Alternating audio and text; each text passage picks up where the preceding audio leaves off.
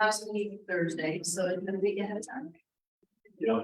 It's on the agenda, saying, she put Cindy on the agenda, Cindy said she wasn't gonna be there, and I said, somebody else. You know, that hand off. It's more fun. It's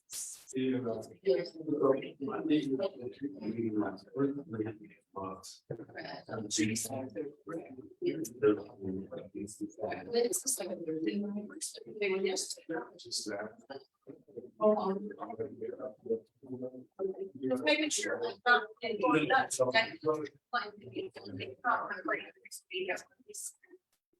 But. Nine months, it's still at the same place, because even though Cindy's not there, you're still there. Yeah, I mean, I said, hey, you guys want to see else get the things we date, because. That's like, that's the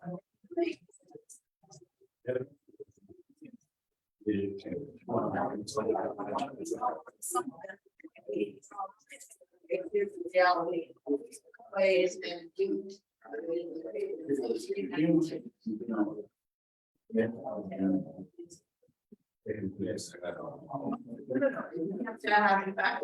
Pretty.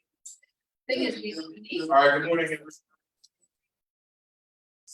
Faces, I'm glad to see new faces here for our regular faces. So welcome to the March District 1 breakfast discussion over here at the Brewer Center. We have two wonderful guests today, department directors.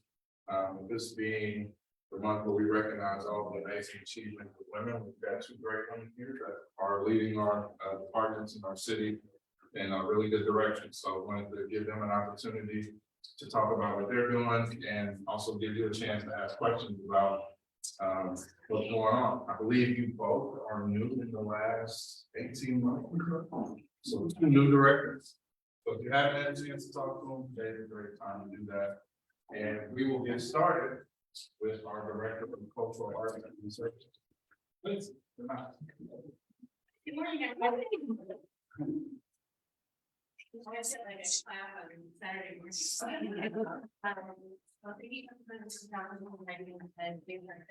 Like I said, I've been on board a little bit over a year. So I have some previous history working on the state of Wichita from about 2013 to 2016, and I came back for more. I'm a Chicago native, who just randomly ended up here teaching at WSU a little bit and taught city arts. I fell in love with the community, got recruited to go out to Arizona for about 6 or 7 years. And in a year ago, I had an opportunity to come back to Wichita, but that community is really special and has a really vibrant arts and cultural scene, and I want to be a part of it. And the stars aligned and to be here. So by my first year, and thankful that I'm still sticking around. I was told to give a couple of tidbits or fun facts or something to do with like women's empowerment, which is like all my jam. And so this is my friend from the library is here as well. I'll shout out to one of my favorite inspirational women is Irving Stein, and I like to think I can a little bit of her soundbite today in that I get to kind of be the salon host of the city, working with the arts and cultural sectors across the community, and just kind of get a front row seat to all the amazing things that are past on. So I did have kind of a handout. I know meetings isn't like super formal, but it's just something that we actually want in the cultural services. What we not want to do it about kind of keep up with in Century 2. If you saw the news this week, the city has introduced a proposed plan of what the next phase of institution will look like. Right now, it's just an iteration. There's no budget attached to it. There's no action attached to it. We're just putting it out to the community. This is something to city council for the first time on Tuesday at the work session. So it's just now out of the public, and right now we want to hear from the community. What does the community want this plan? I think everyone can make something. And this is a option for something. So please let myself know or Councilmember Johnson know what you think of this proposed plan for essentially expansion or convention of the Brown Convention area into Century 2 as well, and also redevelopment of the library into the old main library into space. So please take a look at that plan. The presentation was quite, please look at it in full because it's a pretty comprehensive, exciting opportunity for the community. Do you have like the website, do you have one? If you text me, I will definitely send it to you, but it's on the .gov. I'm not sure what the exact location is, but I'm sure it's in this section. But if you contact me, I'm sure it's under the mayor and council. Like if you go into the agendas. There's a lot. Email me and I'll be happy to send you a copy. Thank you. And it is a really robust detailed plan, because the slideshow is about 3 pages, so it's a lot. So really sink your teeth into it because it's a huge project if you did want to move in that direction. In the phase, there's a lot of options within it to customize it, but it's just a general proposal. Yeah.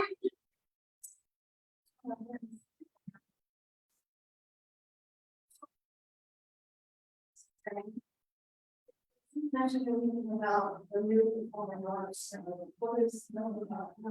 Yeah, you're exactly right. Performing arts is assumed to be in a different facility. That is kind of a same, a different conversation. So that conversation would happen simultaneously, but that would be. But we need to know what's going to happen to the Absolutely, and that's why the convention plan will move forward. Complementary plan. I'm over ginormous plans. That being said, the city is committed to ensuring that we're not displacing the performing arts community. I will say as I'm probably the newest person to the Century 2 conversation that has been going on for a little bit now. I think that's a safe assessment. That performing arts inside Century 2 is not the greatest solution. If we need to retrofit it, we're going to do the best we can with the community wants. But in the proposal, it is to remove performing arts from the convention center to build something that is perfect for that. And location and funding source, how that's all being different. That being said, if performing arts cannot go into a different center, we would make it work with the Century 2. And that's something that you're working with this Wichita populace. We know that that's a big part of the equation, but for the sake of what was presented, it's really looking at what is the immediate goal for Century 2. So we know the round building will stay, it's a historically important site, and the community is loud and clear about that. We know the Old Main Library will stay, it's a historically important site. So what can we do within that portfolio? And this is an option. The performing arts definitely won't be one off the table. It's just a totally different conversation. Some other things that we've got going on. You're actually the first to hear this. Our cultural funding grants open on Monday. We have 3 different grants that we distribute. Operational grants, which are like the most coveted grants because we support a lot of arts and culture nonprofits in the area with operational support. So this is something that they can staff, building, lights, programs, whatever they feel that they need to. Again, the very big grant pool, we distribute about 20 to 25 putting on the annual basis. We can offer a developing arts organization grant for the new and upcoming arts organizations that are deferring their ones to be still getting big company done. And then we have a grant option, which is individual artist access grants. Now, these grants are specific for individual artists for professional development. So it's not for the creative and game art, and it's not educational based. So it's not a scholarship, it's not tuition reimbursement, it's professional development. So maybe you're art copyrighted, going to a conference, in legal services or taxing, the sort of annual head you're performing arts and professional development services, and that's about $1,000. That, although the grant's open on Monday, it's for fiscal year 24, so that artist access won't actually start accepting applications until Q4 of this year, so December. So that way the funding is going to get distributed closer to real time. So it's a relatively small grant, from the city's perspective, $550,000. Having an individual apply for that 18+ months ahead of when their conference would be doesn't really make sense for me. So that definitely being pushed back. Funding is going to be distributed. So if you know an arts organization or a cultural organization, they could not potentially eligible for couple other things that we have. We have a really robust public art program, and we have a great position in the city of new public art manager. We've never had a dedicated staff person to public art, despite we have about 300 piece collection. And we have a new percent for art coordinates that have been actively acquiring more art into our collection. And integrating the aesthetic design into capital improvement projects. So the building we're in right now, the Bird Center, is going to be redeveloped. I don't know a lot about the project, but it does have a component to it.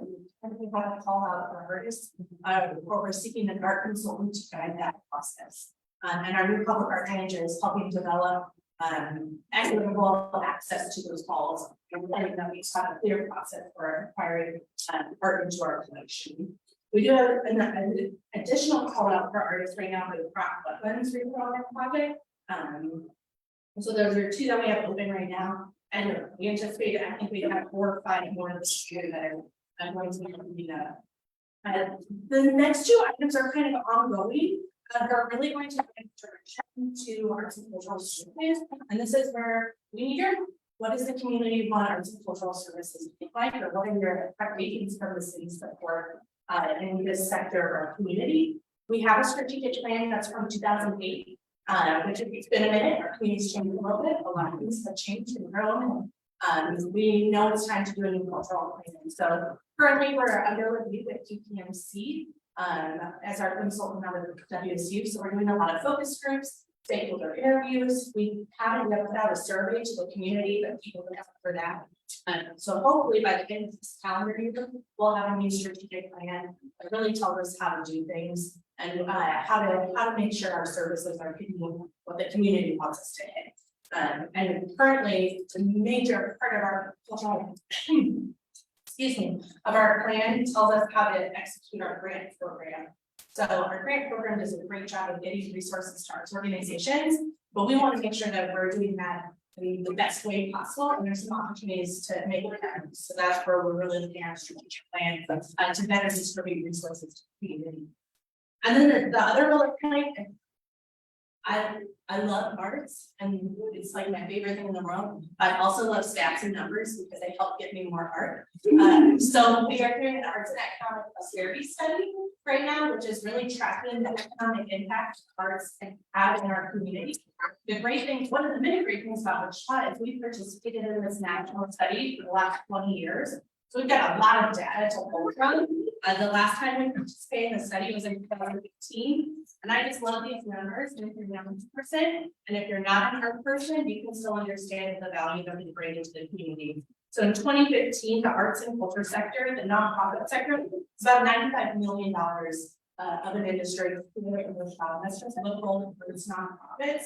We're trying to figure out what's the 22-23 number, and then it'll help us figure out what we need to do forward. And that's really important when we look at what we distribute in our cultural program, because as our community grows, what we distribute is not. So how are we making sense of that? So that's just kind of the economic side of what we do. And then if you're interested in knowing what's going on in the arts community, in partnership with our Arts Council, the city is hosting what we call Arts Mixers, which are really just informal get-togethers. We pop up every month, usually the Thursday night, at a different arts and culture organization in town. They're completely free to attend. There's no agenda, there's no formal presentation. An excuse to go to a place that you need to go, but haven't been to, or to find out and learn about new things happening. It's purely a social hour. So the entire community is invited to these art mixers. Our next one is actually next week at Mark Arts. And this is a great example of a place that I haven't been in a few months, and I have no excuse for not being there, but this is my excuse to make sure I get there in March. And then in April, we're at Art House 310, which is a really cool gallery downtown. And then in May, we're at Slow Foundry, which is an aerial arts surface performing studio in the old Muse Meridian building, Meridian, kind of close to Toledo. So I just talked a lot at you all, so I'm gonna stop. My business card and some contact information for myself and my administrative staff are on this list. Feel free to reach out if you have any questions after this, but I'm so happy to answer questions now, or anyone has any thoughts or good art jokes. Yeah. Also entertain those. This is maybe a silly one, but I know that for a while there was First Friday and there was Final Friday, and I know that's not the city that organized that, that's businesses, but. I know that it sort of landed on First Friday, and although that there are some people that still maintain the Final Friday. And just help me understand what that is and what the city's take on it is. Well, that's a hot topic. I'm not trying to be controversial, I'm. So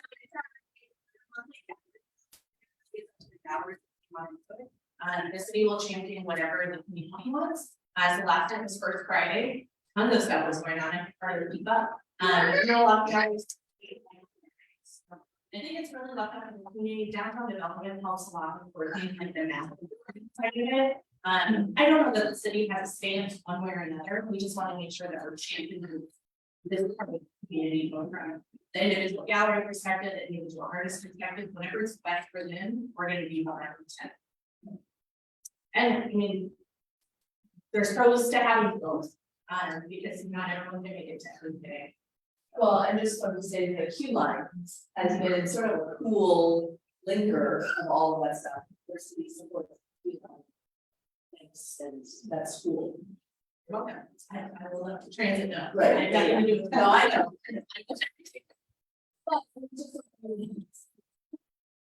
That, you know, that whole activating events, weekend evenings, right? Absolutely, that's very cool.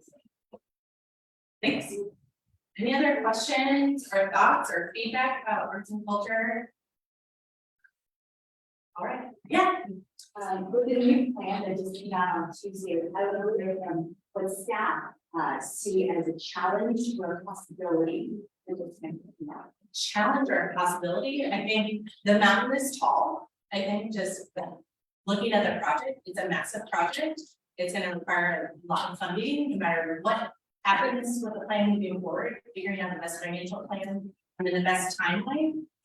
Because one of the things that, it's not surprising to me, but as I work with Century 2 Management, it's busy. So finding the right time so we don't lose business while we do whatever we're doing, I think it's going to be a challenge no matter what we do.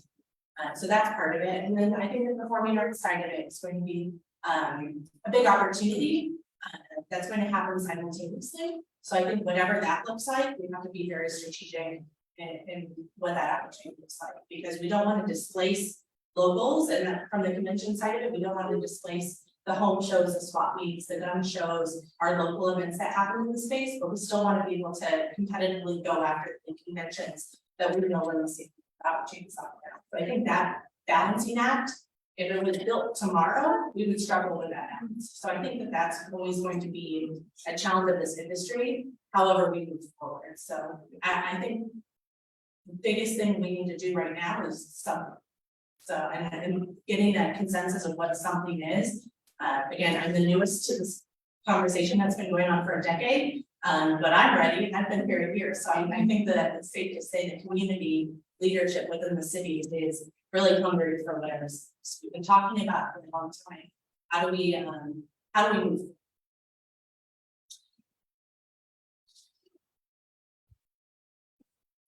Okay, pass it over to Jamie, is that? Really,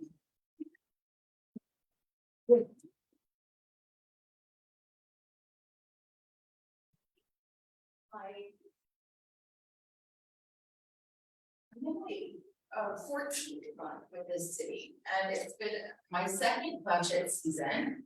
So I don't feel like an expert. I know enough to get myself in trouble these days, which is kind of a fun place to be. We're making a ruckus of activity. It's not quiet there anymore. Recently, our library board updated our policy on our mission statements. And that's really cool because not all of our staff or community even knew what our mission statement was. And it's really dynamic. It's 4 words. Our mission is to connect, to discover, to learn, and to thrive. And it's all for you and our community. And that's how we're designing our services going forward and prioritizing how our limited capacity can have the biggest impact. And a couple of things that are just kind of on track that are really exciting. We're in the design process for an expansion of the Westlake Branch Library. Much like something too, that's been on the community's mind for a long, long time. And so one of the things that I think is most exciting about getting the West Side Library lifted is that it's going to quickly then fold in the cards for our updates to our Alfred branch, our Maya Angelou branch, and our Rockwell branch. And so we're gonna start Westlake and then we're gonna try to spin up those projects. And there's some really exciting things planned for Westlake that I'll hit on, and then I'm gonna talk about each of those things. For Westlake, we're gonna drive a window because with COVID, we learned that our doors, when they shut, you can't really convenience. I think that that's just part of modern society to is that if you want something to feel that for. I think at the branch, though, they're the second highest circulating collection. So last year we moved about 2 million items through. We all read and returned, and we had to process a lot of that. So we're looking at installing an automated material handler, like what's at the advanced learning library. It's going to save a lot of staff time, a lot of muscle moving material. It's so heavy, guys, something people don't think about. But with that, we learned that the mechanism, the technology, it was going to be more expensive to outfit it to read old barcodes. If we were into an RFID kind of technology with inventory management, we would be saving a significant amount of money. So we're really fortunate that the city invested in some innovation funds so that the library system is next, actually by the end of summer, it will be converted to RFID, which means that there's a little different radio frequency device in it, so we can put stacks of 5, 10 materials onto a pad and they're checked in or checked out, instead of having to do each one individually. So it's not sexy by any means, but it's also a really important business. So with that, Weston's going to be expanding. We're focusing on family engagement throughout each of our remodels. And so what does the space want to look like in order for families, kids, parents to come and have an enjoyable experience together, not one or the other, but all of us.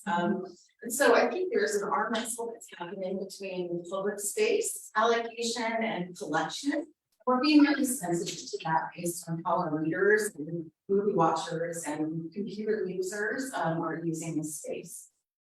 What we do plan at the Angelou branch, though, is to leverage an asset that is already there. We have a patio outside of the building. It's already padded. And there happens to be a gorgeous window right in front of it. We want to make that a door so that you can go out, and we'll be doing some work outside of the building because it's a small footprint. The meeting room space is going to get a revamp as well. All of the shelving will be updated. I think this is a location where we're going to really meet the community's mind on what collections go there because the footprint is so small.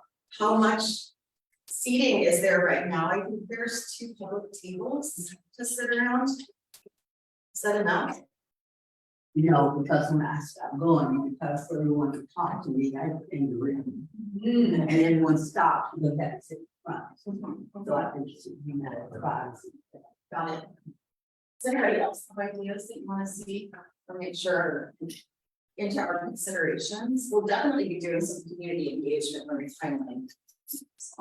So when you talk about a patio, sorry, when we talk about a patio space, I sort of think of some really neat things that make it 3 season, like heaters and like even fireplace tables and things. I mean, I know books and fire maybe not a great mix. I'm just trying to get, think outside of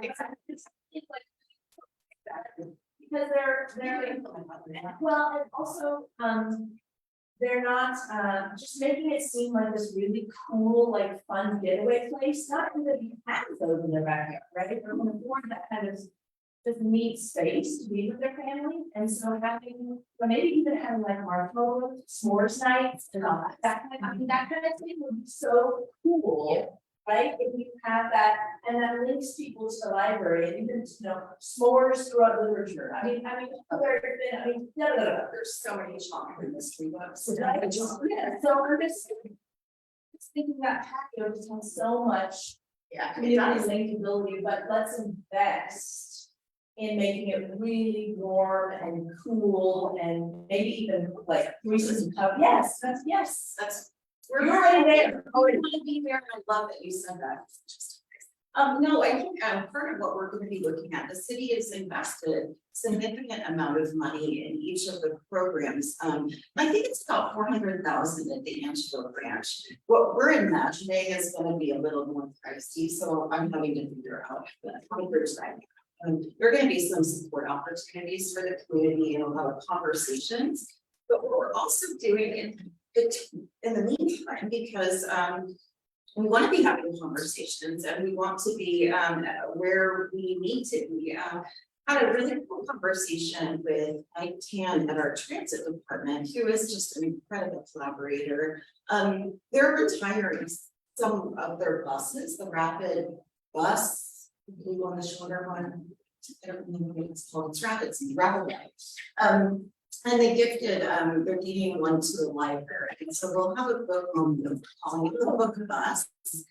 We got some money from the Parents Health Foundation that jazzed it up, outfitted for local services. And what's great is the city authorized a new position for the library this last year called Family Literacy Coordinator. We just hired someone who's going to be overseeing some significant outreach. And community building, and so Racine will be hoping to get the first bookmobile since the 70s, I think, that Wichita had.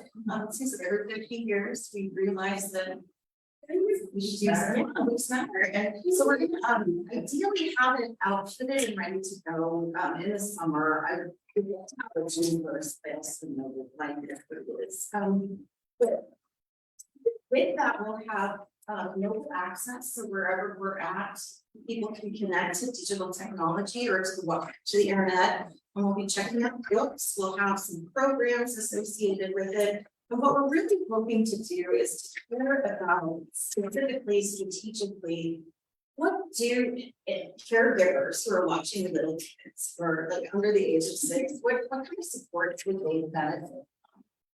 This is an identified area of home caregiving, not in licensed child care centers, where there's a gap. The Wichita Literacy Coalition is really trying to lean in to see how can we fill that gap.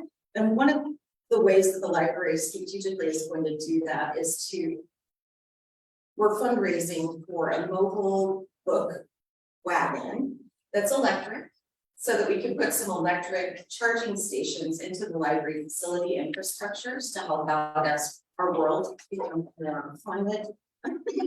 All of the technology is changing, but that's like a so long vision. But part of what that wagon would do is to deliver bundles of books to homes every month.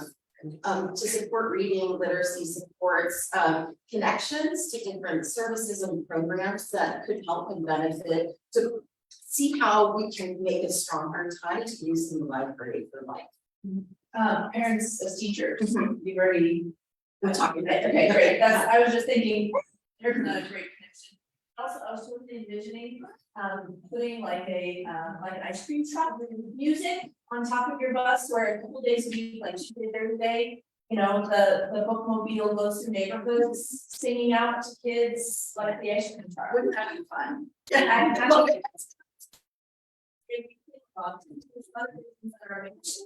We're trying to get it out. That's to be the first focus for this position, is to get it out and visible to the community as much as possible. So we're going to be at different events. My hope is that we're going to have it wrapped and ready to go for the Riverfest parade. So maybe look for that.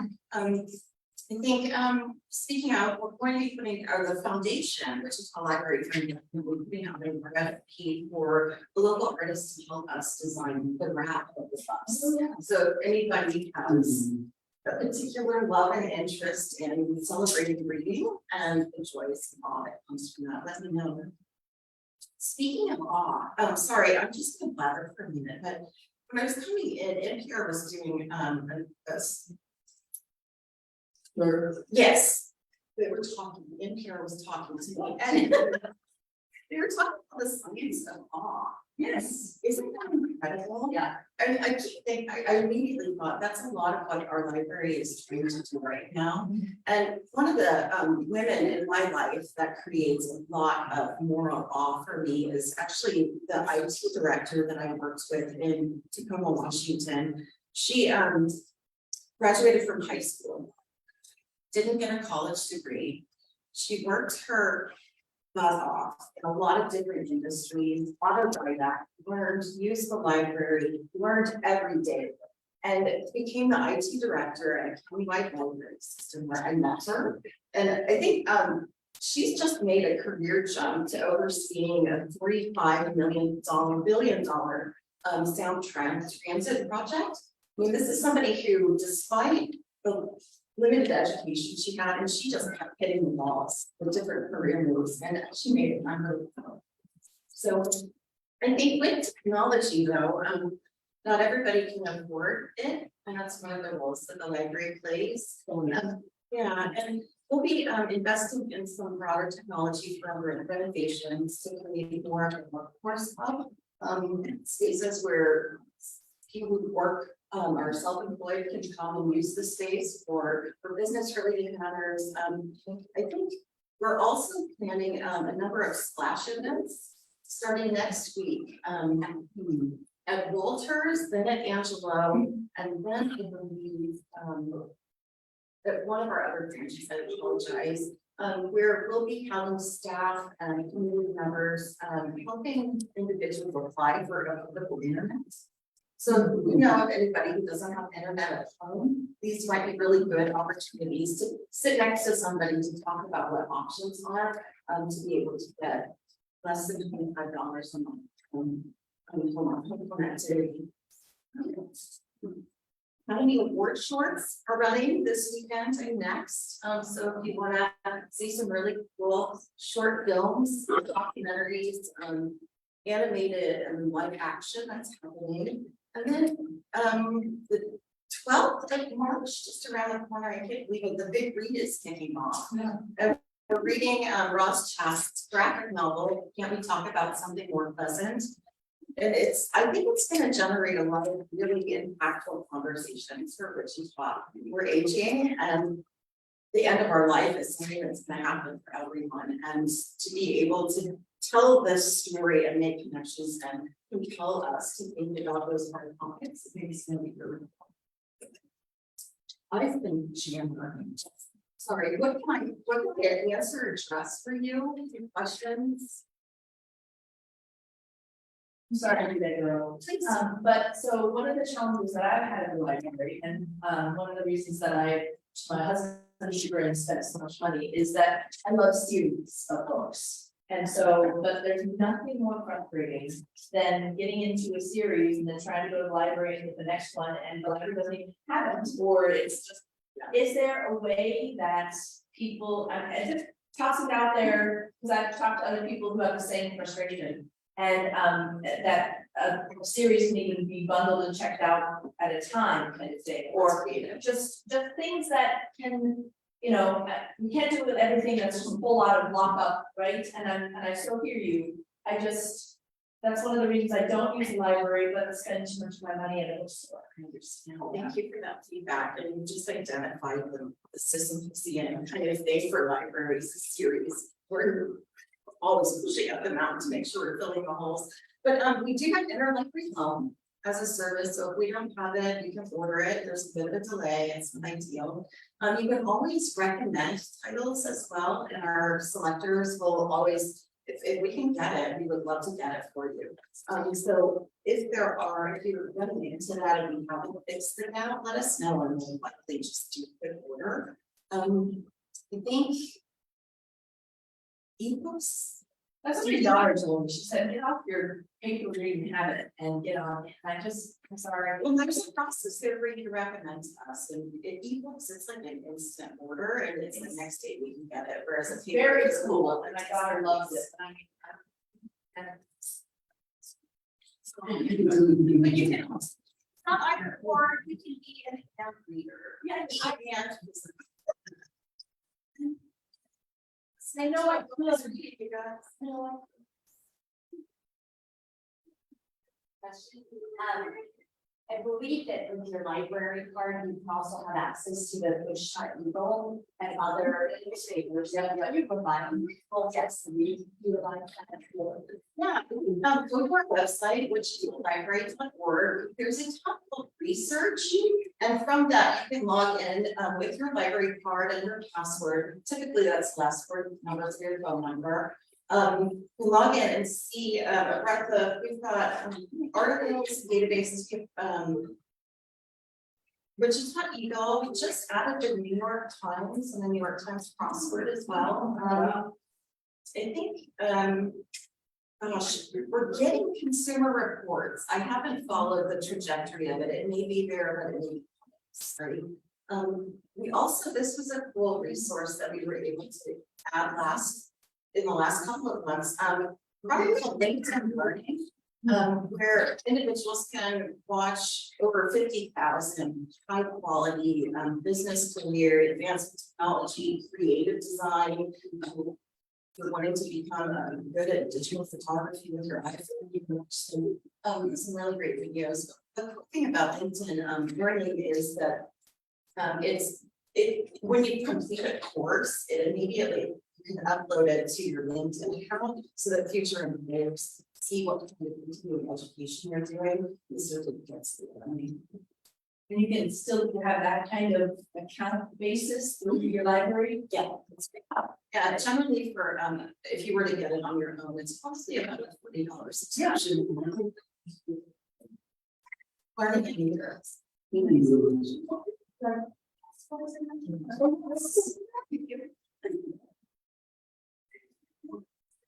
Community Center Library just started issuing passports on March 1st. So if you're looking to get yours renewed or get one, you can make an appointment there. We're also doing that at our Alfred branch. We started this last year, and what's amazing that we're seeing is that for every appointment time that we have allocated, we have to carve out specific times because we can't do it all.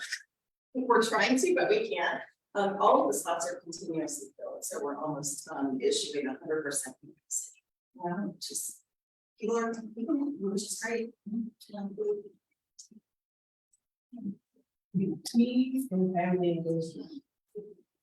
Meetings And family engagement. Fees. Yes. Yes. So we eliminated this last year, so no one owes anything. We wiped the accounts. Annually, we were earning maybe just about $52,000, but the amount of time put into generating it was enormous. So it's a big equity and accessibility issue. So really the only if you don't return an item, you're charged. So, you will have to owe it something, but What are you damaged? we're also. But we did have a lot of bundles and early learning backpacks. We have a library of things collection where you can get binoculars now. And it's get it on the model. The telescopes are our most popular. It's hotspots for take on a little device to get home internet for free. If you don't have a place, you can do an internet hotspot. So you can get a with the internet bundle, which is a Chromebook and a hotspot together. Okay, anything else? I feel like I've emptied the kitchen sink. Thank you guys. So to see you soon and then touch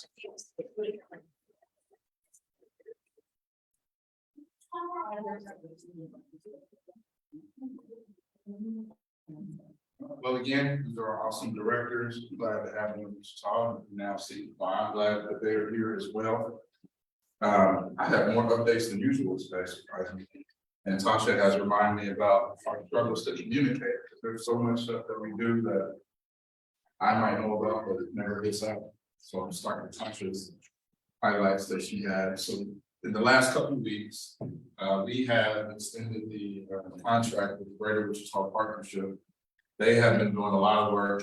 You just kind of see that name sometimes or their logos, or maybe go to their website. You don't see all the work that they're doing to attract companies here. And a lot of that is bringing in community leaders, bringing in those company leaders, having conversations, talking about the assets that we have in the community, the momentum we have in the community, and letting them see that firsthand. On top of one of the more popular things that happens overseas, the air show, in which our governor and senators, lieutenant governor, mayor, all over there, the business leaders, and try to show why Wichita is one of the best cities in the world to do business. And that has been really good for us. Wichita has looked really good on the global stage, and we hope that that continues. So we extended that contract with them.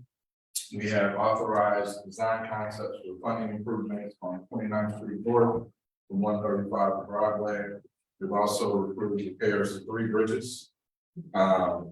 First Street at the river, John Mack Bridge on South Broadway, and the MacArthur Bridge over the Big Ditch. If you watch that council meeting, the worst bridge in our system is 15th Street Bridge.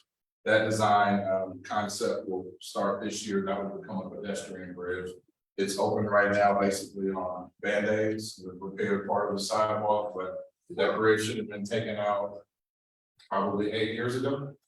But it will be gone here pretty soon, just because of this repair. We've also approved the 2023 Community Block Grant application. That's what funds a lot of the programs here in the city. That application goes out later in the year, and a lot of our nonprofit organizations will apply for funds to do real good work in the community. A lot of those funds are targeted toward lower income Wichitans and areas. We also amended the zoning code for home occupation daycare to be aligned with ADHD allowances. So we are aligning that with the state that allows daycares, especially home daycares, to not go through all the hurdles that they would want through to be able to have young people. We know that's a need right now, especially with folks getting back to work, and our kids really need help with daycares. And we did do this, but we really need help with pre-K. So I'm hoping to see some movement on that. And of course, on all of our zoning request council always approved stuff. So some of those have. We gave an IRB extension for Spirit. There were some folks, mainly on social media, that kind of questioned why we would do that, but factor in the prices with 737 MAX, which impacted them hitting the numbers that they wanted to hit. When you factor in a global pandemic, which impacted the numbers that they wanted to hit, and they were still really close. And right now, almost back to where they wanted to be for that. You know, it's not fair to punish somebody for all of those things that were going on. So we did extend that for Spirit, and they did invest over $1 billion, which is one of the main things we wanted to see in their own facilities. We also approved the MOU for the Wichita River Festival. Looking forward to that.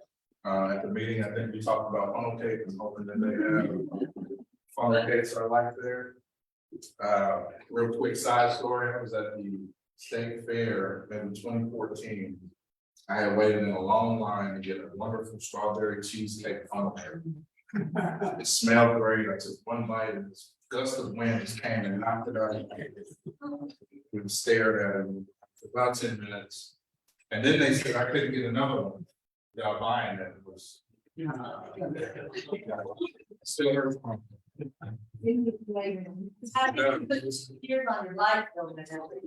Yeah.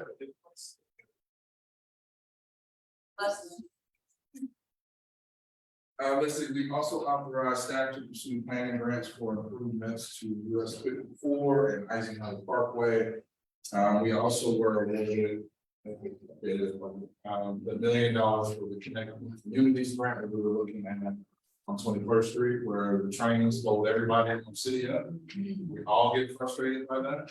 They have all the power, so we're looking at how we can do something to fix that. So Senator Moran is instrumental in helping with that, so definitely appreciate his help.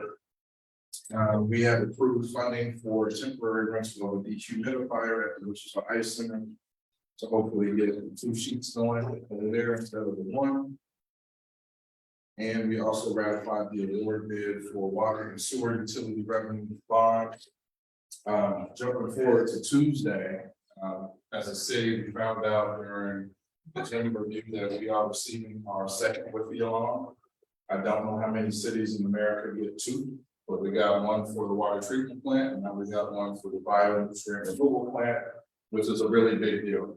As we've continued to project your water rates and minor increases in those, that was what was gonna allow. If we would have went a different route without the WIFI alarms and the state revolving loan fund, your water rates would be jumping 15%. So I'm glad we got that. Of course, we don't like increases in water rates, but 4.9 is better than 15. So we got that. Clean water is good. So jumping into some of my other updates. As you all heard at the press conference, you saw in the news, the district attorney ruled on what happened at the skating rink. He essentially is not charging the officer, he's not charging the young people as well. I was happy to hear he's not charging those young people. You know, as teenagers, we don't always make the best decisions.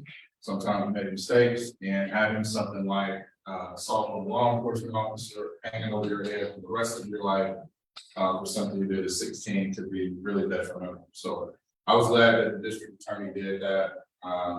He outlined that he probably could have done some more, but this is an opportunity for those young folks to learn, get out in the community, hopefully do some community service, and hopefully not make that same choice again in the future. So that did happen.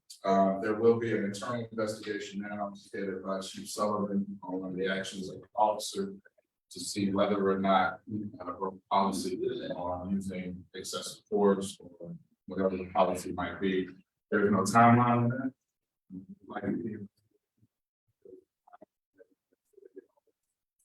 That's a decision possible. So definitely stay tuned to the chief, Wichita Police Department, and the press conferences on that. Connecting to that and also the CJ Lawson murder. The city of Wichita put on our legislative agenda standard round is something that was used to not charge those folks in Diak. I know many in the community were not happy about that after witnessing what I saw for 30 minutes with CJ. There's been no movement in the legislature. We were told that there would be, we were told there would be hearings, we were told that there would be potential amendments. We haven't seen it. I've talked to a few members of the legislature. I was hopeful. So we'll just have to keep pushing for that. And again, to me, it was just reforming it to define when that can be used. Stand your ground is something that if you are threatening your space, your home, your safety is threatened, that's one thing. That would make sense. But folks working in a facility that clearly can overpower someone, really to me shouldn't be able to use that. And that's what kind of dependent is. Hopefully we see some reforms on that. I'm gonna stay on the folks I'll talk to see if we can get some movement. Talked about Century 2, so of course you saw the plan, numbers. Right now, it looks like about $400 million that was broken down into where that would go. So the Century 2 facility was looking at $25 million on the north end to renovate it, bring it up to code. And it looks like clear out most of that north half. The south half was $30 million.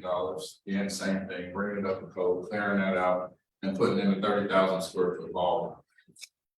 We leave that up to the public to decide if that is a worthwhile use of funds and that space. Thinking about that's 450,000 square feet, we'd essentially be spending $55 million to only use 30,000 square feet of it. Aside from that, the convention center, Bob Brown received what looked like a really cool update.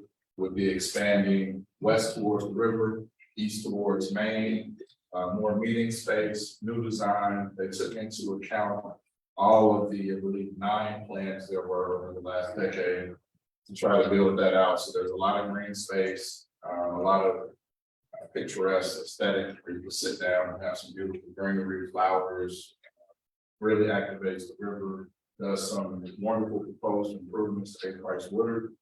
All of that's there, and again, it's gonna be a conversation, community about, one, is that a good plan?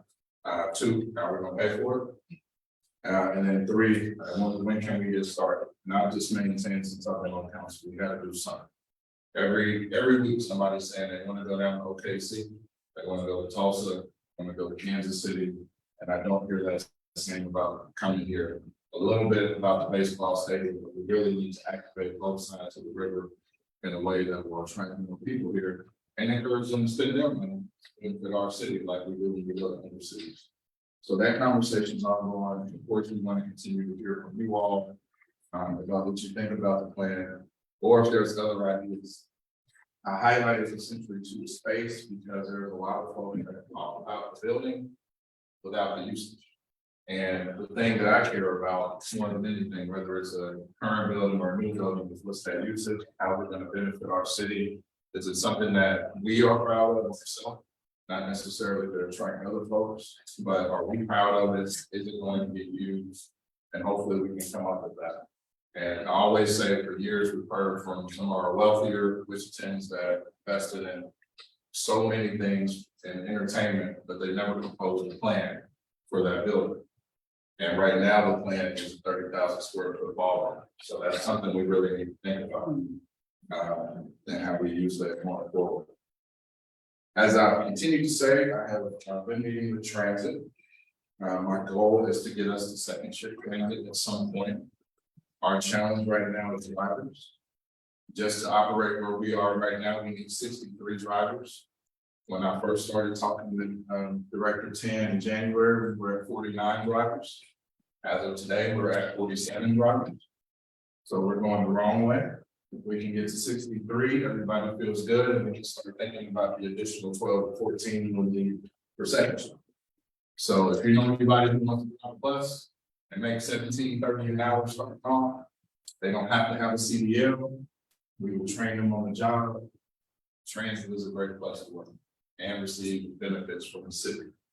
So hopefully we can get more driving in there as the transit study will be rolling out later this year. And that'll be an opportunity for all Wichitans to kind of give their thoughts on service, where that service is, how often it should be, what routes need to change, what routes need to be added. So that will be coming out soon. And once we're ready for that, I'll invite Director Tan here to the breakfast to talk about that as well. I did receive an update on the notification area update. So as I've talked to many of you about, when you look at rezoning, those red and white development application signs, letters go out 200 feet from that property, depending on the redevelopment area. If it's bigger, it might go out 300 feet. I have been pushing for 1,000 feet. I know that there's a lot of folks on the developer side that may not like that, but I always feel everybody should know what's going on in their neighborhoods and at least have an opportunity to weigh in on that. I was told that the proposal died at UMPC's Advanced Planning Committee. I intend to find a way to resurrect that conversation. Because again, I think that should change and people should be notified about what's going on in their community. And even if we base it on a state statute around utilities that we got passed, that notification area is 600 that they have to give out. So I think we can make some changes there, and I'm hoping that we can do that this year. Again, our District 1 grant is out there. The District 1 grant can be used for deed work on a house. If the house was abandoned or someone passed away and a family member wants to claim it, but they're not on any of that paperwork and there was no bill. There's a long legal process for that. The District 1 grant can help with that. And that's a lot of what we see in some of our blighted homes in our neighborhood. So that, the tree removal, sidewalk repair, it is income based. So somebody who fits within that income guidelines, sees that they need to repair their sidewalk, and of course doesn't have the money to do so, this grant can't help it. But you'll need to get 3 quotes. And just to make sure everybody knows, do not start work until it's approved by the committee, because you will be responsible. Even though we're happy to pay for that, or at least a portion of it, up to $1,500, start work before you receive the official yes from the city. You are paying for that. We are not.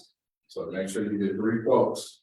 If you want to get that going, get those turned in and wait for somebody from the city to come back and say we may proceed with whatever quote or person makes. Last few. We are moving forward with efforts to intervene in violence. Cure Violence Global was here this past week, meeting with different people, looking at the different areas of the city that were hotspots, and meeting with local folks to kind of do that work and hear more about the work they were doing. That won't be the last meeting, but they were here. I think had about 10 meetings with different people in groups. We are moving forward with that. Our goal is hopefully be ready on the ground doing work by summer. And probably updates after that, we'll just see violence decreasing. And that going on, it will be a really good effort. I think it will work. Just talking with them and seeing the work they've done in other communities, I think it will be successful. And just some of the details about it, it really empowers people on the ground that are already out there, working with some of our young people and folks who are making choices that we would hope they wouldn't, to be better, to know, and maybe redirect some of that into other areas.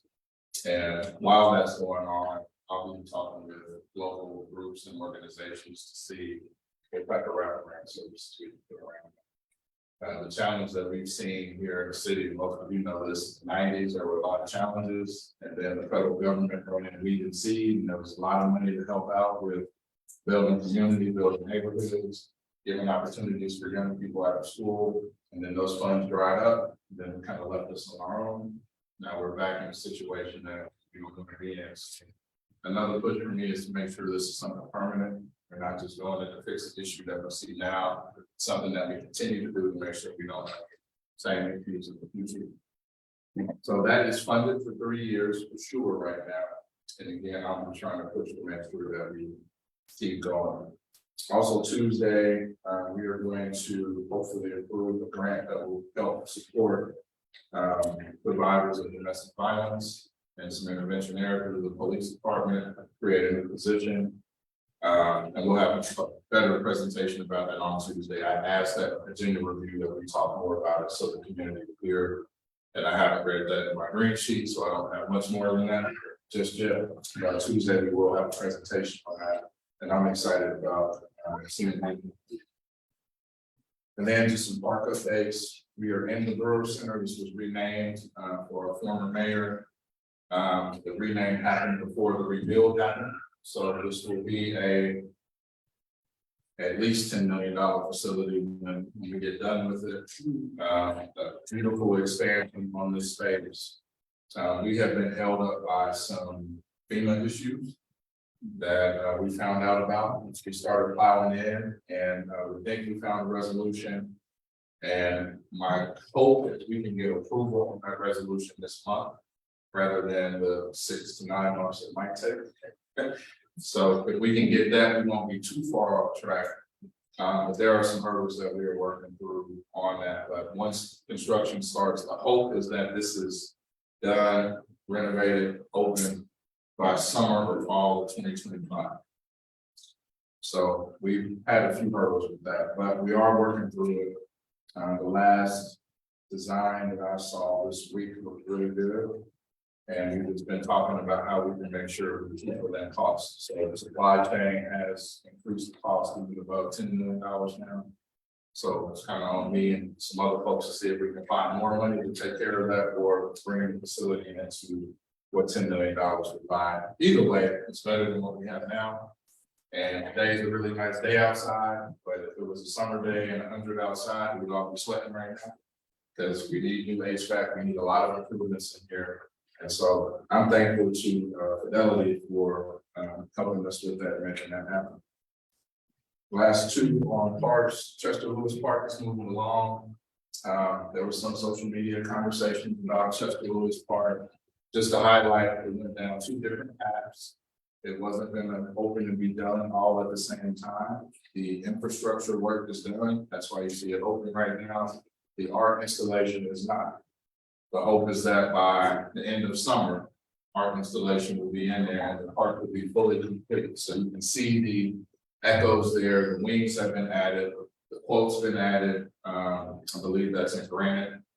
On the ground, we wanted to make sure that park had quality materials, it wasn't just concrete. Someone like Chester Lewis kind of deserves the best, I think. And there's more to come on the art installation, but when it's done, you'll be able to learn more about him, his history, his impact on society. And while a lot of folks do focus on the amazing efforts of the young people in Dr. Sidnell, that was but one part of his life. And his entire body of work, for the most part, will be available in that park to learn about and inspire others. So I'm excited about that. Again, by the end of summer, you should see that. And every couple of months, you'll start seeing new stuff in there. So beginning of February, the granite quote was put in. The end of February, the wings were put in over the house. You'll go by and see that. Then after that, I think in a couple months, you'll see another installation of some different infrastructure, some more benches, and then you'll start seeing hardware. So really exciting project.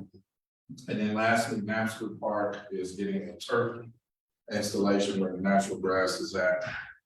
There have been some folks talking to me about just why not just have the actual grass, the cost of water, all of that grass sometimes not being attractive when it dies and everything that happened there. I think there was even some issues with people not using the little dog area and leaving some surprises in the grass as well.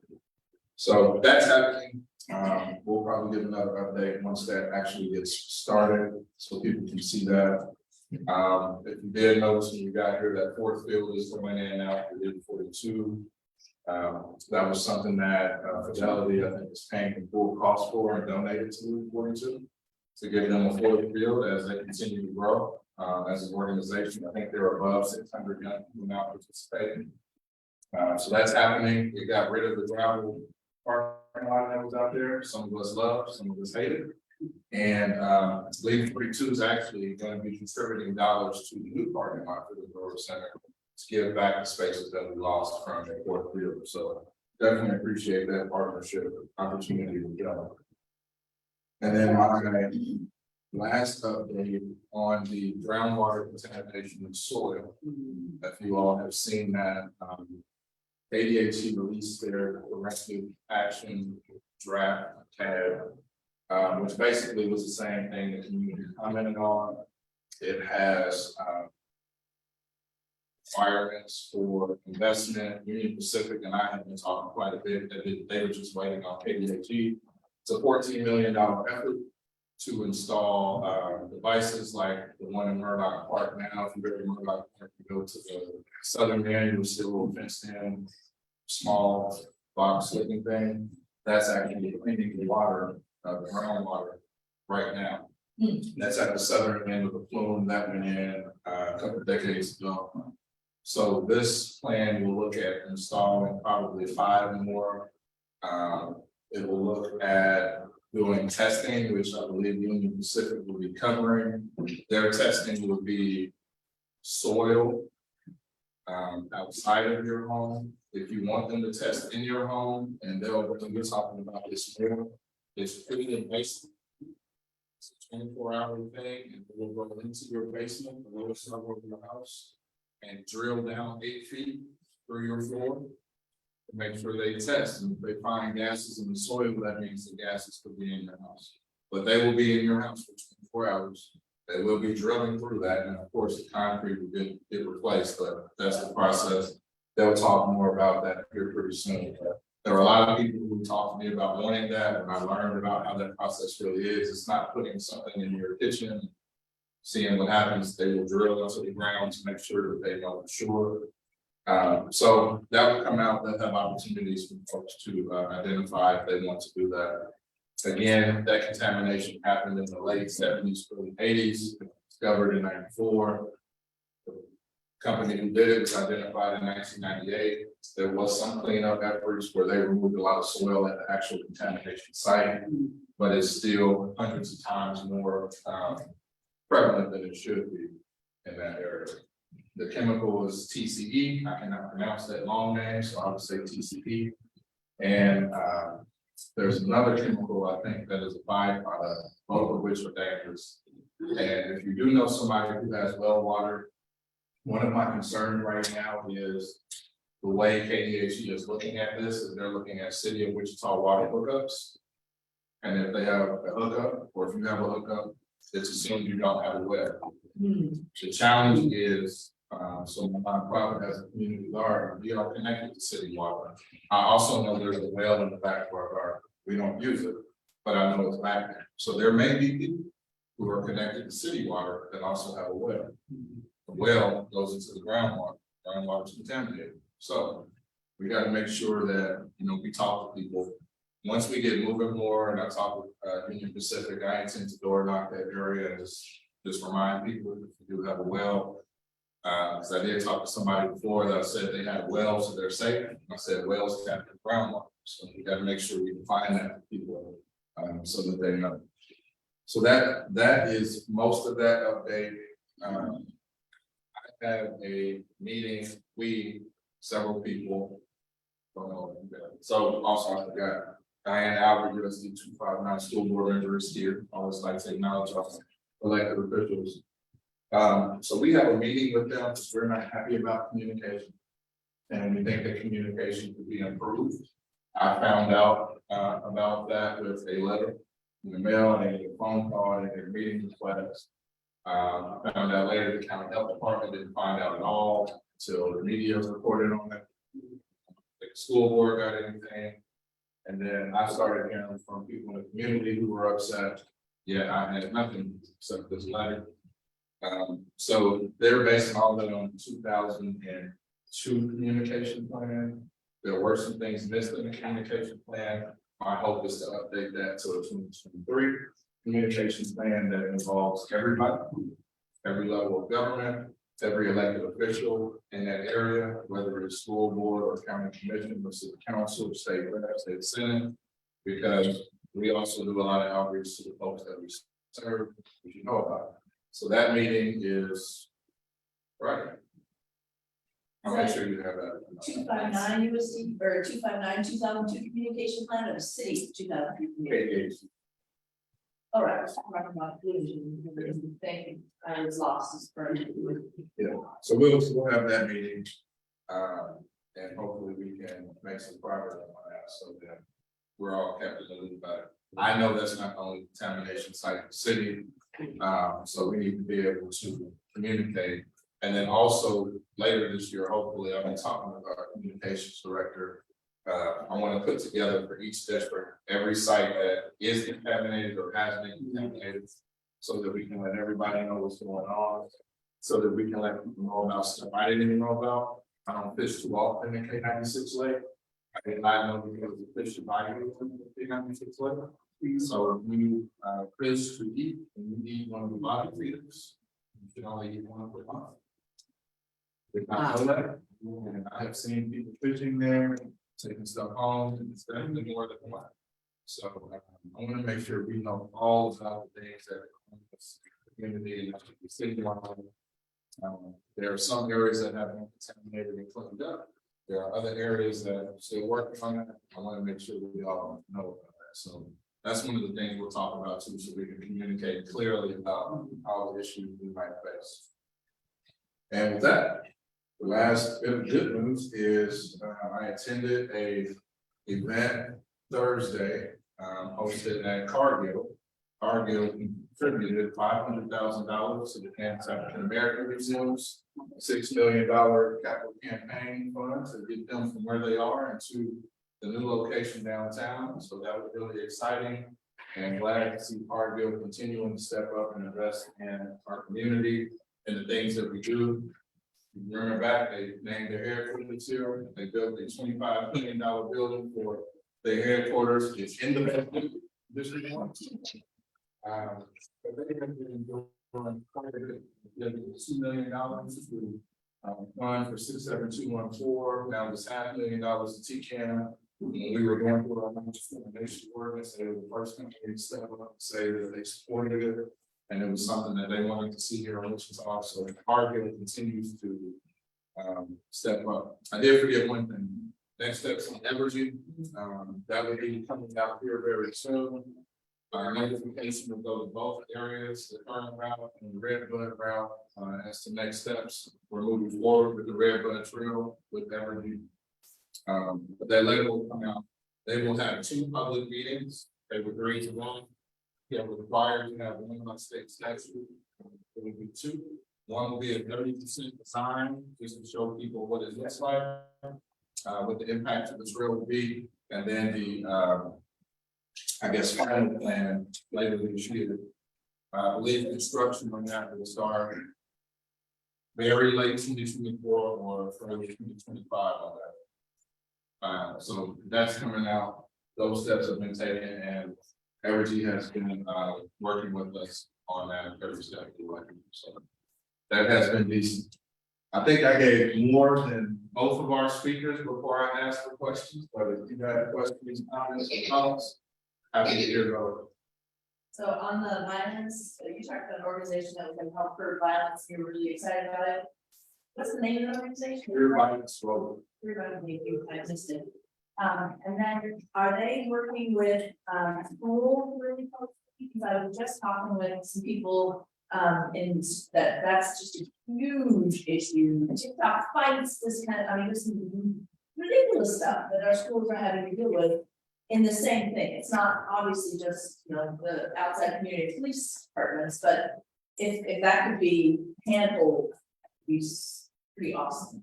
I'm sure it will, and the whole effort, so we will have a Wichita model, when you look them up, you'll see them in different cities.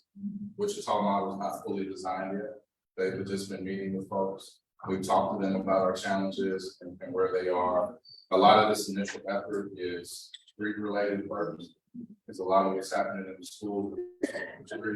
Even when you take the, I think that was last year, the shooting that was outside of East High, those were students, but they weren't students of East, and they hadn't been to school in quite some time. So they're looking at what do we do in the street first, how can we help there? And then what's connected to that, and I'm sure they'll probably sprawl out from there, but that's where the wraparound piece comes from that I was talking about. That hopefully will be all designed as the RFP goes out, let's think about done, and that should be out there pretty soon. And then we'll continue to talk about how do we bring in other organizations, the school district and all to help. Yeah, chicken and egg a little bit, because we don't spend any money to prosecute truancy in Wichita. But we got 20% truancy rate, talk about guys, girls who've not been at school and then bring them, I mean, you know, just a real strong connection to me, that you know, my anybody else has questions? Yeah. All right, so the other thing was, when you were talking about the 1,000 feet video, I was at that meeting, the wind board, which kind of the neighborhoods board. I wrote a letter asking for, you know, increased, but also to communicate with renters, because currently our letting people know what's happening development wise does not communicate with renters at all. And that's perfect. And so when I stood up and asked, you know, said, hey, we want to be a city, and populations are changing. There are people who don't ever intend to buy anymore, you know, and that's, we want to be a city that welcomes all types of people who want to live in our environment and support them and make them, help them to be engaged citizens. And you said it died, and I totally agree with your assessment. But one of the comments after I made the comment about renters was we don't want more people protesting. We want to limit how many people protest in our meetings, and so we don't want to tell renters. And I sort of thought, did you just say that we don't want engagement? Anyway, so I just wanted to further, you know, this is really important, and we live in a district that has a lot of renters, and we want to be a place that people rent and are happy to live in Wichita. That we make sure that the city is actually, you know, partnering with us to communicate to not just homeowners, because a lot of our rich homeowners are actually state people now, corporations, and we need people who actually are impacted by the development to be talked to. And that's, I just think that's really key for us to like grow up, see how people are living now, and really engage. So, Oh, absolutely, and one of the things that I've said is we need to look at how you simplify that letter that goes out. yes. So it's in terms that the everyday person can understand. Hmm. And then if it's a one-page document, right now, I think we're doing that was 2 pages. How do we simplify that to 1 and then do multiple languages? As our Spanish speaking population or Vietnamese speaking population. If number 4 is, probably don't know what that is, if that's not their first language, so. If we can, to keep the cost the same, translate it, 1 page English, front side English, back Spanish, second page, Vietnamese, or back, whatever that 4th language is, and send that out. And make sure it goes to property owners and the inhabitants of the property. Right, That way, if they don't read or speak English, they also know what that is. And I'm hoping we can do that too. So we're gonna keep talking. We need to improve the communication and the radios. I feel really remiss in asking this, but would it be okay to talk about, the life of the board's approval of staffing and others? At the Angela Library. Okay, so with the last month's board meeting, if you want to read more of the details, that's library.org. But I was asked to put together a comprehensive plan for increasing and sustaining hours. Our neighborhood branch includes financial and mentors.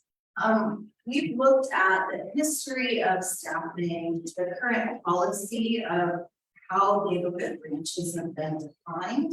And our board approved a plan to increase hours of both locations from 27 here in District 1, and it's 35 right now at Walters. So from 27 and 35 to 52 hours a week. So the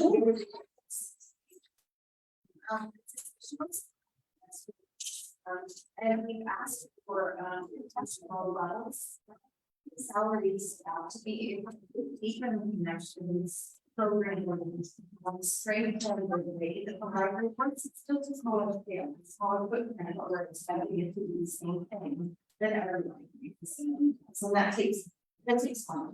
So the library board endorsed the plan, and it's now at the city, and it's trying to process, and we have strong thoughts, feelings, interests, we need to talk to.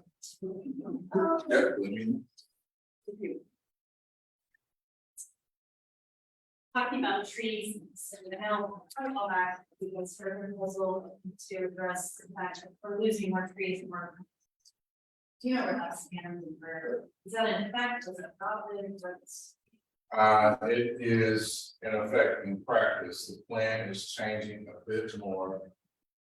Last update I had, I was told there would be a map provided from NASA map to show areas of Wichita that really don't have growth trees that are hotter than other parts, and focuses will be in those areas. So it's not complete yet, but in practice, it has been. Developers have been adding. They've been told to add new trees. What that looks like. Trees. Yeah. And we, so there's a tree like needs to be part of. Who brings up, I want this tree to be considered to be a purpose tree or something. It's a good question. I don't know. My other thing I'm like, and I like this about is, I know you've heard the recently about the streets redesign or street guy or whatever. Downtown street. Yeah. You can talk a little bit about that. So we haven't gotten to Douglas again. The downtown street plan we did was really looking at one-way, two-way conversions and all of the other streets but Douglas. And that was approved by council. I forget how much money is programmed into that when it's gonna start, but we'll be looking at more bike lanes, changing some of the road configurations, and more two-way streets. Douglas, they wanted to separate Washington and those meetings, so I want to say I can't bring it up for Douglas. Douglas is after that, and again, my question has been to go back to our learn. I don't think 5 minutes is where we get, the very large emphasis is on a significant majority, it wasn't everybody. But to me, that's what we learned, and we meant for over 70 stakeholders, and when I say stakeholders, I mean property owners, all others. I think we should be able to move forward on it, but it did come back up, we want public engagement. My push will continue to be that what we learned, that's the best thing for the city, and all those businesses along Douglas, some of them don't recognize it yet, but the more people you have walking up and down Douglas, the more opportunities you have to invest money in your business. I think it's best for everybody. The biggest challenge, both on the downtown streets plan and Douglas, is protected bike lane. Something I want to see. I know it's a significant increase in cost depending on what we do, but more so than just the line, even if the whole route is one color, I prefer that more than what we're doing now, but preferably the whole thing in one color, and at least those delineators that I see in DC every year.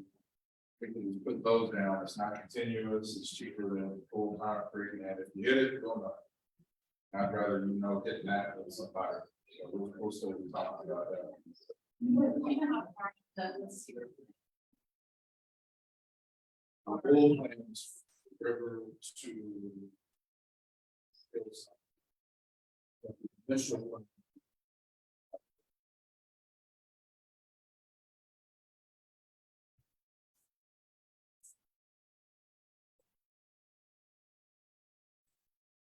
So if there was like a commercial apartment plan, and I could just push that right out all over. I don't know if that was a gentleman's Oliver or not. I don't know if you want to mix those two. I'm not sure I would either, but I'm just trying to come up with solutions for people. The challenge with going out over once you get past. Really. Because it just have residential and churches to get food. Oliver. Yeah, well, yeah. But I mean, definitely, I've talked to them about that, but I'm trying not to slow all of it. To get going and then maybe not. Any other questions? What did the city do with WPD chopper? It's always funny when I get asked them, it's part of the reason we on it. 2016. Actually, 2015, the commitment to police body cameras got rid of the chopper. So by 2016, it was gone. So funding swap. So there's about 180,000 years at the time to have them chopper that movement to purchasing body cameras operation. But we have drones now. So Back over like Arnold. And all this happened with vacancies, pretty much. You know what I'm talking about? the public, Arnold, Madison and Arnold, putting plan.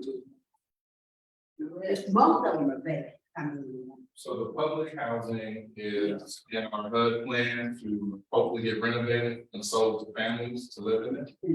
I think those need a little more work than the other ones. The challenge with those is the same as the Brewer Center, it's in the floodplain. And you have to get, you either can't get a permit to build, or you need like a special permit to renovate and build those. So we hit a bunch of different hurdles throughout this plan. Initially, when we voted on it, we thought by 2021, all of our public housing would be renovated, people would be in it, would be done. Once the pandemic hit, things slowed down, they rejected our plan and said that our houses were too scattered, they needed to all be in one area. We pushed back, that didn't work, we hired Sally. Sally had been working through different iterations of plans, so I think we're on number 5 now that is getting approved. But we had to break up all of these houses into different groups and put them out, so all of the houses, by Gordon Parks have been approved by council to be on the market. I think that process is happening now. There was a group of homes in District 3 that were approved by council. I feel like some rentals in District 5, because those were newer, and those could be rentals. And then we have this group, I think 3 more groups of housing But this group in the housing on Murdoch is both in floodplains. So we are trying to work through how we can deal with that. If this brewer thing gets approved, I think it helps those houses. There was a plan that council came up with in 2021, maybe. There was a developer for the Diggs site on 9th and Hillside that was supposed to get redeveloped. There was a plan included in that to get all of those houses and that property out of the floodplain. But that development never happened, so it's still in the floodplain. So we're trying to work through those floodplain challenges right now, which is unfortunate. I don't like moving up houses. It doesn't help us, but going through all those issues with us and others. What else?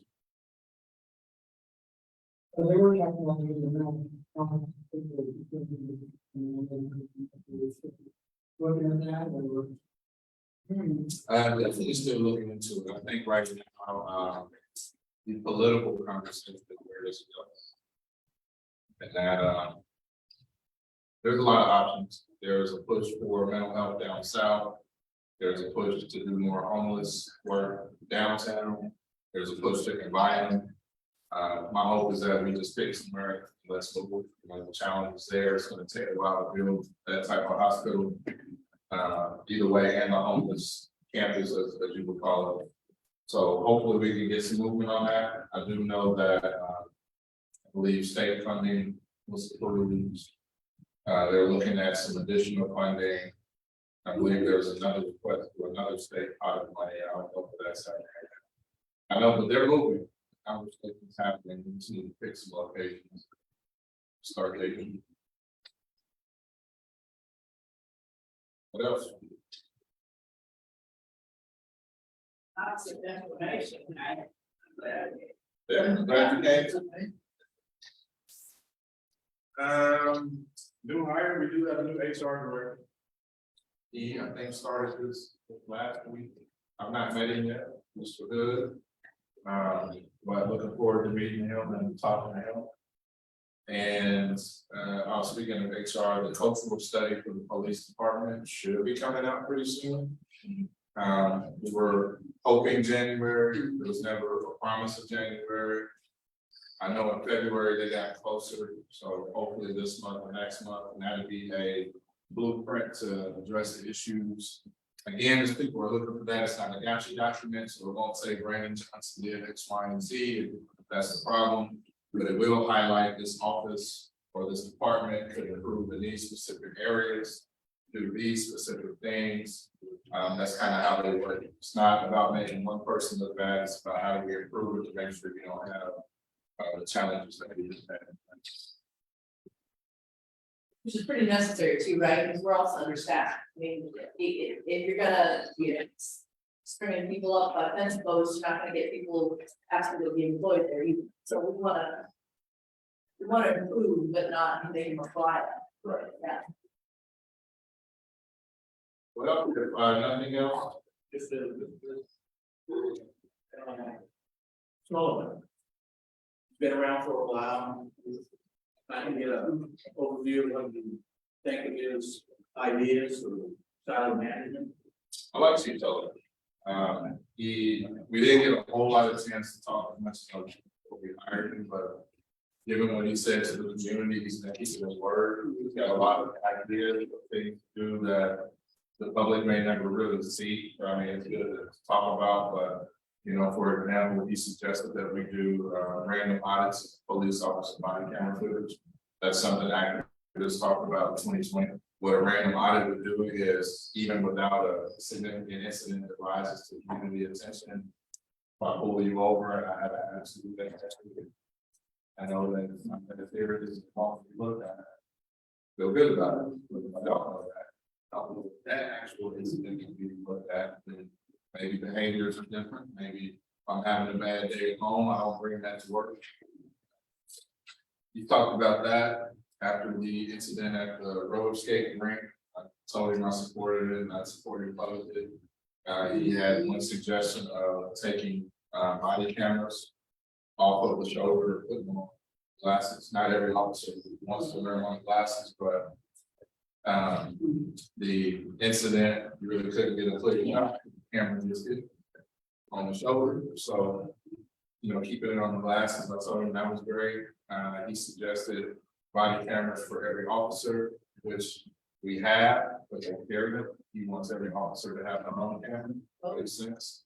A little more expensive, but just coming up with stuff like that really quickly has been really good. So I think he's got the right ideas in mind, still kind of getting the street wet and working with community groups, trying to build those relationships. So far, so good.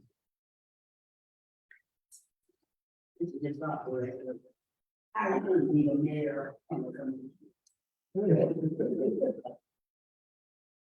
Oh, Chicago. yeah. I saw that this week after we left a meeting with Cure Violence Global. Someone had said something about me being mayor somewhere. I got on Google, it's like, hey, that candidate is Brandon Johnson. Yeah. I should call him. I'm gonna look for him on Twitter and say, hey, Yeah. I used to be vice mayor, I know you're trying to be mayor. Anything else? All right, well, I appreciate you all being here. Next month, we are back at Atwater. And if you haven't seen our new technology that we had waited 7 months for council approval, it's there, we got cameras up, mics in the ceiling. Matter of fact, if you come Monday night to DAB or district advisory board meeting, you'll see it there. That starts at 6 o'clock, and our guest speaker next month. Next month, I was wondering if it was next month or next. So next month we'll have MADCD, metro area building. Yeah, MADCD. Yeah, it's a lot of those, but I always want to do those as we get the spring, tall grass and weed season, blight, they always come out. We'll get probably Director Legman, Kayla Nethercott, which is someone that you all should know. And they just go through how do we keep our neighborhoods clean, blight free, the reporting process. I will tell you the updates that they have made have really sped things up. We hear a lot more cases sooner than we had before. And even though sometimes it feels like things aren't moving, a whole lot internally has changed with that. I just got a call 2 days ago from somebody who got put into the probate system and who was worried about something happening. It's like, well, we'll put you in there sooner now, so you can keep up with staff, so we don't get to a point where you come see me that day at the council meeting. Hopefully you can get all that stuff taken care of. And we do connect people with resources, not just a heavy hand, so they'll come out and talk about that. That's always a good one. It's always good to get a refresher on what you can and cannot do per city ordinance, like parking in your yard. What's to do that? A lot of folks don't know that, and sometimes driving around here, you will see that they don't know that either. So it's good to know and be able to talk to people about being in compliance, but they'll be here next month. I always enjoy that, so come with a lot of questions you have concerns about in your neighborhood, bring those as well.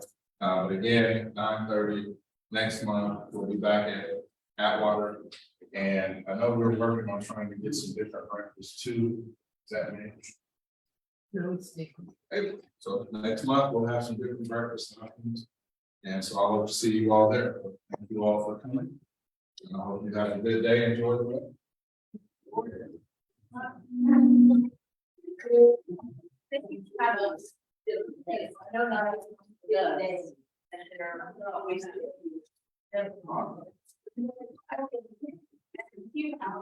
I mean, the